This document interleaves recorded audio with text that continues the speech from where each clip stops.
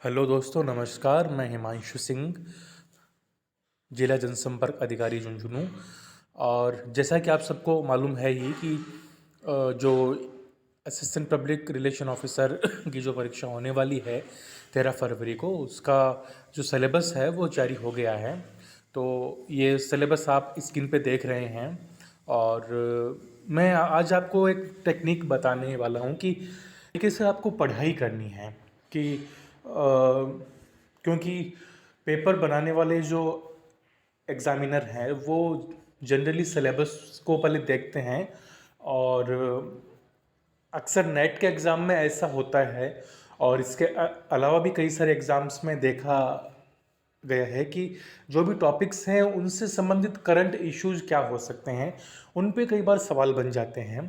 तो अब चूंकि इंटरनेट का दौर है, तो इंटरनेट की सहायता से पढ़ना हमारे लिए काफ़ी यूज़फुल साबित हो सकता है।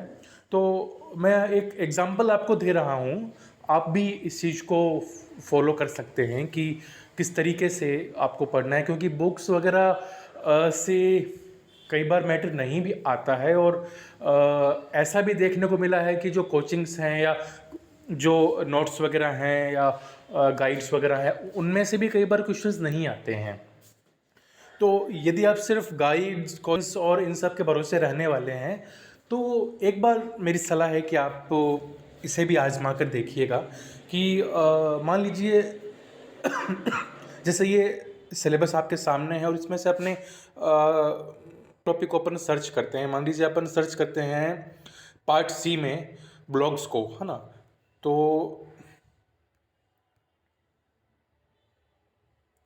हम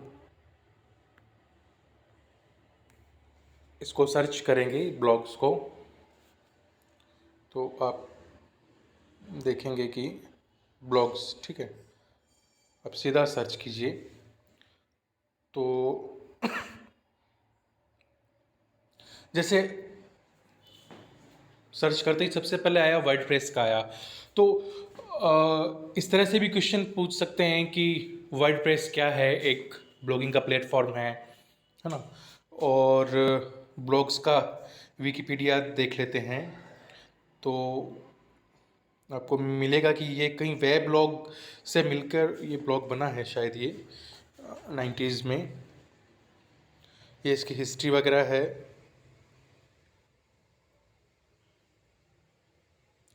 ये इसकी हिस्ट्री तो वेब ब्लॉग है ना, है। तो ये है जॉन बर्गर।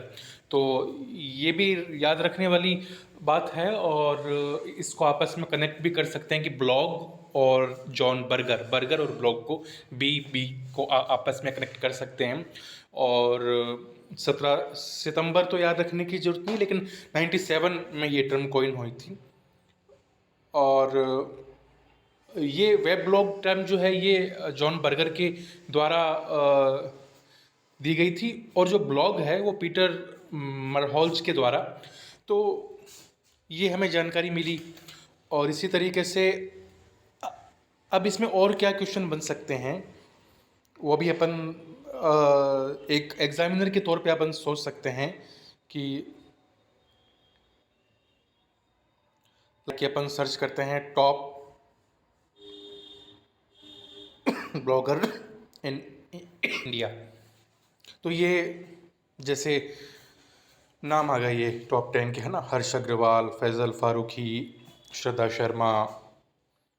तो ये हम देख सकते हैं। और सवाल इस तरीके से आ सकता है कि हर्ष अग्रवाल का संबंध किससे है ना। और टॉप ब्लॉगर ऑफ वर्ल्ड भी देख सकते हैं, इन द वर्ल्ड। तो ये भी नाम आ गए आगे, है ना।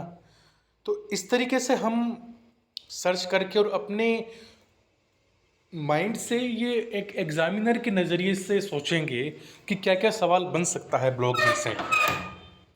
तो इस तरीके से हम एक अच्छी प्रिपरेशन कर पाएंगे। और ज़्यादा लोड नहीं लेना और अपने पे भरोसा रखना है। आपने पहले अगर मीडिया से संबंधित एग्ज़ाम की तैयारी की है तो भी आपको परेशान होने की ज़्यादा ज़रूरत नहीं है, क्योंकि ज़्यादा डीप नहीं जाएंगे, लेकिन वाइड जा सकते हैं। वाइड का मतलब है कि कई सारी चीज़ों में से सरफेसली पूछ सकते हैं, लेकिन डीप नहीं जाएंगे, पेपर का लेवल हार्ड नहीं बनेगा। और दूसरा मेरा ये है कि कॉन्सेप्ट को क्लियर रखें। फॉर एग्जाम्पल मैं एक छोटा सा एग्जाम्पल देना चाहूँगा कि अगर विज्ञापन की बात करें तो एक सवाल बनता है कि विज्ञापन का अंतिम लक्ष्य क्या है।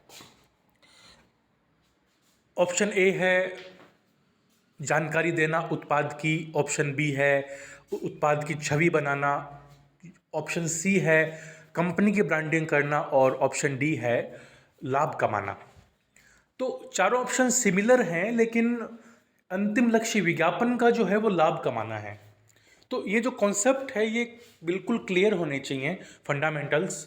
वहीं जनसंपर्क जो है, पीआर का अंतिम लक्ष्य लाभ कमाना नहीं है, उसका अंतिम लक्ष्य जो है वो छवि बनाना है।